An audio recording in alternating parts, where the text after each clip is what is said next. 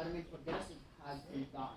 But after we done how so then need to take out of the silk to weaving product to make it beautiful, soft, and good. But also it's all done by hand, not by machine. And this they one of the little the young ladies start to spinning the silk fiber from the big spool go to the little spool right there. They use the shuttle.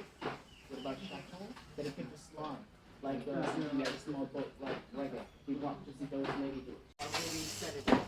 When the lady come here, start to make like this. First, they need to remember all of those designs. Which one of the patterns they have to use and do it.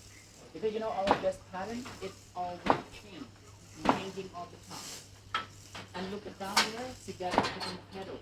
But one of the back of your bamboo stick, there's a clip to pick up the pattern right there. Now it's chain, so then you have to pick it up to make the black of the silk background to get a different pattern like that, different layer.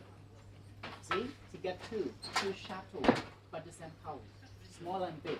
Small they use when the pattern cannot, and then it's a slider, the small one to make the pattern, to make the design, and then to move from the back to the front to get the simple open, and then you need to slide the big shadow from that to make the whole thing.